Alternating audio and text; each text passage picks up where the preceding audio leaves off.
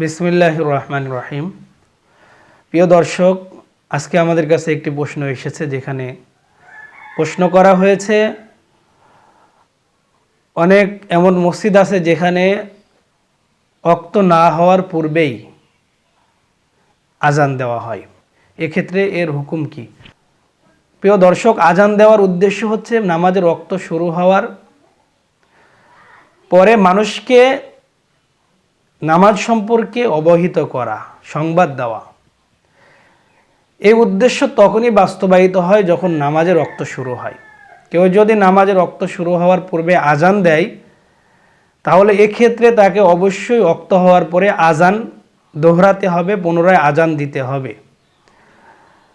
আর যদি কেউ ইচ্ছাকৃতভাবে এমন করে, তাহলে যিনি আজান দিবে তিনি গুনাহগার হবে। তবে নামাজের ফরজিয়াত আদায় হয়ে যাবে, কিন্তু আজানদাতা গুনাহগার হবে। প্রিয় দর্শক, আবু দাউদ শরীফের 510 নম্বর হাদিসের মধ্যে হযরত আব্দুল্লাহ ইবনে ওমর রাদিয়াল্লাহু তাআলা আনহু থেকে বর্ণিত, তিনি বলেন, নিশ্চয় হযরত বেলাল রাদিয়াল্লাহু তাআলা আনহু একদিন ফজরের ওয়াক্ত হওয়ার পূর্বে আজান দিলেন। রাসূল কারীম সাল্লাল্লাহু আলাইহি ওয়াসাল্লাম হযরত বেলালকে পুনরায় আবার আজান দেওয়ার জন্য আদেশ করলেন। প্রিয় দর্শক, এই হাদিস থেকে আমরা স্পষ্ট বুঝতে পারি, যদি কোনো ব্যক্তি নামাজের ওয়াক্ত হওয়ার পূর্বে আজান দেয়, তাহলে তাকে পুনরায় আজান দিতে হবে।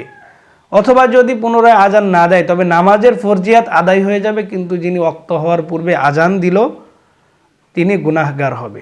এজন্য নামাজ একটি গুরুত্বপূর্ণ ইবাদত। আজান এটাও ইসলামের একটি শিয়ারে ইসলাম, ইসলামের নমুনা। এজন্য এই ইবাদত করার পূর্বে, আজান দেওয়ার পরে অবশ্যই আমাদেরকে সময় দেখে ওয়াক্ত বুঝে আজান দিতে হবে। আল্লাহ রাব্বুল আলামিন আমাদের সকলকে তৌফিক দান করেন। আসসালামু আলাইকুম ওয়া রাহমাতুল্লাহ।